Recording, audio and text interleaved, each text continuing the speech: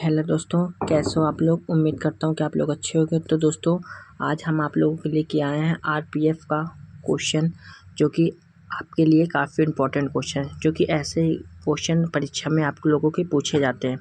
तो ऐसे ही question select करके लेके आया गया है, जो कि आपके परीक्षा के लिए काफ़ी इंपॉर्टेंट क्वेश्चन है।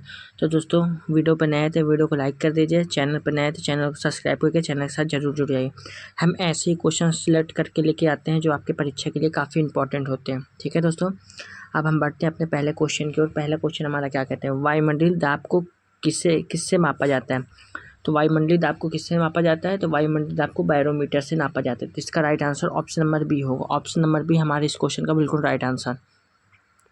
क्वेश्चन नंबर सेकंड, पृथ्वी पर जल कितने प्रतिशत भाग पर फैली है। आपसे पूछ रहे हैं पृथ्वी पर जल कितने प्रतिशत भाग पर फैली है। तो कितने प्रतिशत जल भाग पर है, तो 71%। इसका राइट आंसर क्या होगा, हमारा option number C. Option number C हमारा बिल्कुल इस क्वेश्चन का राइट आंसर है। पृथ्वी पर जल 71% भाग पर फैली है। क्वेश्चन नंबर थर्ड को पढ़ते हैं। पृथ्वी पर ऋतु परिवर्तन किस कारण से होती है। पृथ्वी पर ऋतु परिवर्तन किस कारण से होती है, परिभ्रमण के कारण होती है, किसके कारण होती है। तो क्वेश्चन नंबर इसका right answer option number B होगा। इसका परिक्रमण के कारण होती है। पृथ्वी पर ऋतु परिवर्तन परिक्रमण के कारण होती है, यानी ऑप्शन नंबर बी के साथ जाएंगे। ठीक है दोस्तों, बढ़ते हैं हम लोग अपने नेक्स्ट क्वेश्चन नंबर चौथा को पढ़ते हैं। उपसौरिक एवं अपसौरिक को मिलाने वाली रेखा क्या कहलाती है। उपसौरिक एवं अपसौरिक को मिलाने वाली रेखा क्या कहलाती है। तो क्वेश्चन नंबर फोर्थ का राइट आंसर होगा एप्साइड रेखा। तो एप्साइड रेखा हमारा बिल्कुल इस क्वेश्चन का राइट आंसर, यानी ऑप्शन नंबर 4 का हमारा राइट आंसर क्या होगा, option number A. Option number A हमारा बिल्कुल इस क्वेश्चन का राइट आंसर होगा। क्वेश्चन नंबर 5, पृथ्वी पर सर्वाधिक सूर्यताप कहाँ पर होती है। पृथ्वी पर सर्वाधिक सूर्यताप कहाँ पर होती है। तो क्वेश्चन नंबर 5 करें, ये विषुवत रेखा पर। पृथ्वी पर सर्वाधिक सूर्यताप कहाँ होती है, ये विषुवत रेखा पर होती है। ठीक है दोस्तों, क्वेश्चन नंबर नेक्स्ट को पढ़ते हैं। पृथ्वी की अपेक्षा चंद्रमा का द्रव्यमान कितना है। पृथ्वी की अपेक्षा चंद्रमा पर द्रव्यमान कितना है, तो कितना है द्रव्यमान। तो क्वेश्चन नंबर छठवा का राइट आंसर 1/81। तो ऑप्शन नंबर सी बिल्कुल इस क्वेश्चन का राइट आंसर होगा। ठीक है, 1/81। क्वेश्चन नंबर 7, पृथ्वी का सुरक्षा बाल्ब किसे कहा जाता है। पृथ्वी का सुरक्षा बाल्ब किसे कहा जाता है, तो किसे कहा जाता है। क्वेश्चन नंबर 7, तो इसको पृथ्वी का सुरक्षा बाल्ब ज्वालामुखी को कहा जाता है। इसका right answer option number B होगा। ठीक है दोस्तों, क्वेश्चन नंबर 8 को पढ़ते हैं। समुद्री जल की औसत लवणता कितनी होती है। समुद्री जल की औसत लवणता कितनी होती है। तो क्वेश्चन नंबर 8 का राइट आंसर हमारा क्या होगा, 35% होती है। कितनी होती है, 35%। पृथ्वी समुद्री जल की औसत लवणता 35% होती है, यानी option number C. Question number 9 को पढ़ते हैं। सर्वाधिक लवणता किसकी है। तो क्वेश्चन नंबर 9, तो सर्वाधिक लवणता किसकी है। तो क्वेश्चन नंबर 9 का हमारा राइट आंसर होगा वान झील। तो वान झील हमारे बिल्कुल इस क्वेश्चन का राइट आंसर, यानी ऑप्शन नंबर बी के साथ जाए। सर्वाधिक लवणता वान झील में होती है। ठीक है, क्वेश्चन नंबर 10 को पढ़िए। पृथ्वी का औसत घनत्व कितना है। तो पृथ्वी का 5.5 ग्राम सेंटीमीटर। ठीक है, यानी ऑप्शन नंबर ए के साथ जाएंगे। पृथ्वी का औसत घनत्व 5.5 gram centimetre. Question number 11, Tamil Nadu के तटों या कोरोमंडल तट पर वर्षा किसके कारण होती है। तमिलनाडु के तटों या कोरोमंडल तट पर वर्षा किसके कारण होती है।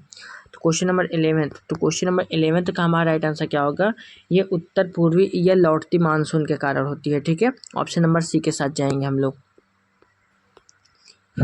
क्वेश्चन नंबर 12, पृथ्वी पर ताप की वृद्धि के लिए सबसे ज़्यादा जिम्मेदार गैस कौन है। पृथ्वी के ताप के लिए वृद्धि के लिए सबसे ज़्यादा जिम्मेदार गैस कौन है। तो क्वेश्चन नंबर 12 का हमारा राइट आंसर होगा CO2। इसके ज़्यादातर जिम्मेदार CO2 है। CO2 बिल्कुल इस क्वेश्चन का राइट आंसर होगा। ठीक है, क्वेश्चन नंबर 13, पृथ्वी पर दो अक्षांशों के बीच का पूलती है। पर दो अक्षांशों के बीच का पूलती है, तो क्या होगा क्वेश्चन नंबर 13। तो क्वेश्चन नंबर 13 का राइट आंसर क्या होगा, क्वेश्चन नंबर 13 का, पृथ्वी के दो अक्षांशों के बीच जो है दूरी है, इसमें दोस्तों थोड़ा सा मिस्टेक है। पृथ्वी के दो अक्षांशों के बीच की दूरी है, ये बीच की दूरी आपसे पूछ रहा है, तो बीच की दूरी होती है तो कितनी होती है? तो इसका राइट आंसर क्वेश्चन नंबर 13 का हमारा राइट आंसर क्या होगा? 111 किलोमीटर। पृथ्वी पर दो अक्षांशों के बीच की दूरी 111 किलोमीटर है। ठीक है दोस्तों। क्वेश्चन नंबर 14, भारत में सर्वाधिक वर्षा कहाँ होती है? आपसे पूछ रहे हैं भारत में सर्वाधिक वर्षा कहाँ होती है। तो क्वेश्चन नंबर 14 का राइट है ये दक्षिणी पश्चिम मानसून में होती है। भारत में सर्वाधिक वर्षा दक्षिण पश्चिम मानसून में होती है, यानी ऑप्शन नंबर ए बिल्कुल इस क्वेश्चन का राइट आंसर होगा। क्वेश्चन नंबर 15, पृथ्वी गोल है किसने कहा है? पृथ्वी गोल है इसको किसने कहा? इसको पाइथागोरस ने कहा था। ऑप्शन नंबर डी, पाइथागोरस ने कहा है पृथ्वी गोल है। ठीक है दोस्तों। बढ़ते हैं क्वेश्चन नंबर नेक्स्ट की ओर। क्वेश्चन नंबर 16 को पढ़ते हैं। ओजोन परत किस मंडल में पाई जाती है? ओजोन परत किस मंडल में पाई जाती है? तो क्वेश्चन नंबर 16, तो ओजोन परत किस मंडल में पाई जाती है? क्वेश्चन नंबर 16 का राइट आंसर समताप मंडल। ठीक है, ओजोन परत किस मंडल में पाई जाती है? समताप मंडल में पाई जाती है, यानी option number B. Question number 11, ध्रुवी पर विषुवतीय व्यास के बीच अंतर है। ध्रुवी एवं विषुवतीय व्यास के बीच अंतर है। तो क्वेश्चन नंबर 17 का हमारा राइट आंसर क्या होगा? 42 किलोमीटर। ठीक है, 42 किलोमीटर। ध्रुवी और विषुवतीय व्यास के बीच का अंतर 42 किलोमीटर है। ठीक है, ऑप्शन नंबर बी के साथ जाएंगे हम लोग। क्वेश्चन नंबर 18, महासागरों की औसत गहराई कितनी होती है? महासागरों की औसत गहराई कितनी होती है? क्वेश्चन नंबर 18, ये 4000 मीटर होती है। महासागर की औसत गहराई 4000 मीटर। कितने दोस्तों? 4000 मीटर होती है। क्वेश्चन नंबर 19वां, वायुमंडल की सबसे निचली परत कौन सी? वायुमंडल की सबसे निचली परत कौन सी है? क्वेश्चन नंबर 19वां, तो वायुमंडल की सबसे निचली परत कौन सी है? तो क्वेश्चन नंबर 19। इस क्वेश्चन का राइट आंसर हमारा क्या होगा? इसका राइट आंसर क्षोभ मंडल। तो वायुमंडल की सबसे निचली परत क्षोभ मंडल है। ठीक है दोस्तों, ऑप्शन नंबर ए के साथ जाएंगे। क्वेश्चन नंबर 20, पृथ्वी किस दिशा में घूम रही है? पृथ्वी किस दिशा में घूम रही है? क्वेश्चन नंबर 20, तो पृथ्वी जो है किस दिशा में घूम रही है? तो क्वेश्चन नंबर 20 का राइट आंसर पश्चिम से पूर्व की ओर घूम रही है। ठीक है, ऑप्शन नंबर एक से पृथ्वी पश्चिम से पूर्व की ओर घूम रही है। क्वेश्चन नंबर 21, पृथ्वी को अक्ष पर घूमने की क्रिया क्या कहलाती है? पृथ्वी को अक्ष पर घूमने की क्रिया क्या कहलाती है? तो क्वेश्चन नंबर 21, तो इसको परिक्रमण कहलाती है। पृथ्वी को अक्ष पर घूमने की क्रिया परिक्रमण कहलाती है, यानी option number A. Question number 22, पृथ्वी पर दिन और रात होता है किसके कारण होता है? आपसे पूछ रहा है पृथ्वी पर दिन और रात किसके कारण होता है? तो क्वेश्चन नंबर 22, तो इस क्वेश्चन का 22 का राइट आंसर घूर्णन परिभ्रमण के कारण, यानी ऑप्शन नंबर फर्स्ट। पृथ्वी पर दिन और रात किसके कारण होता है? घूर्णन परिभ्रमण के कारण। ठीक है दोस्तों, सारे क्वेश्चन बहुत इंपॉर्टेंट है। क्वेश्चन ध्यान से याद करते चलना है। एक से दो बार वीडियो को रिपीट कर देना ताकि आप लोगों को सारे क्वेश्चन याद हो जाए। ठीक है दोस्तों, दिन एवं रात बराबर होती है किसके कारण होती है? दिन और रात किसके कारण बराबर होती है? तो क्वेश्चन नंबर 23वां, तो क्वेश्चन नंबर 23वां का हमारा राइट आंसर होगा विषुवत रेखा पर। ठीक है, पृथ्वी पर दिन और रात बराबर होती है विषुवत रेखा पर। क्वेश्चन नंबर 24 को पढ़ती है। भूप्रपट्टी पर जीरो की प्रतिशत मात्रा कितनी है? भूप्रपट्टी पर जीरो की प्रतिशत मात्रा कितनी है?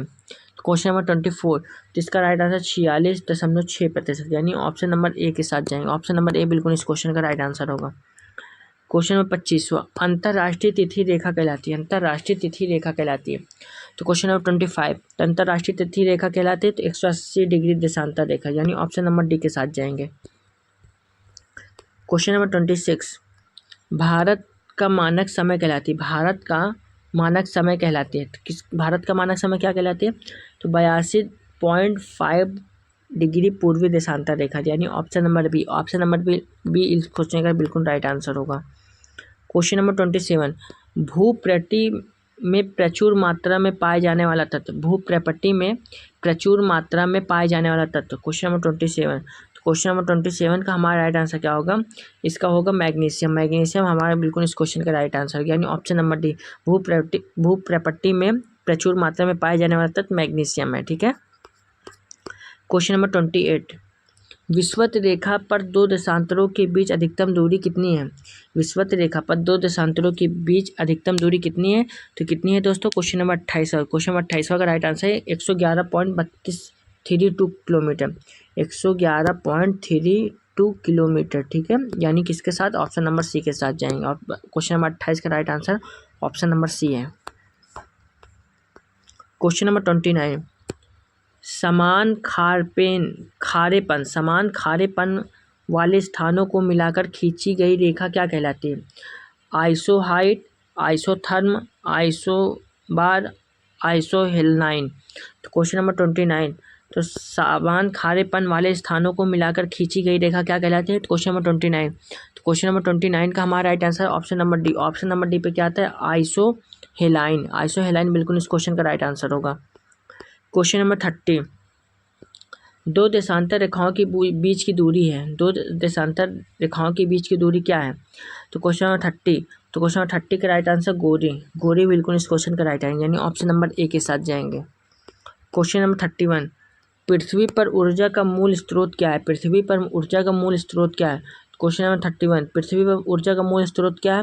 क्वेश्चन नंबर 31 का right answer option number D. Option number D पे क्या आता है दोस्तों? सूर्य इस क्वेश्चन का बिल्कुल राइट आंसर होगा, ठीक है। क्वेश्चन नंबर 32, पृथ्वी की आयु ज्ञात करने की विधि। पृथ्वी की आयु ज्ञात करने की विधि क्या है? Question number 32। तो क्वेश्चन नंबर 32 का हमारा राइट आंसर क्या होगा? इसका right answer uranium dating. Uranium dating बिल्कुल इस क्वेश्चन का राइट आंसर। क्वेश्चन नंबर 32 का right answer option number B. तो पृथ्वी की आयु ज्ञात करने की विधि यूरेनियम डेटिंग है।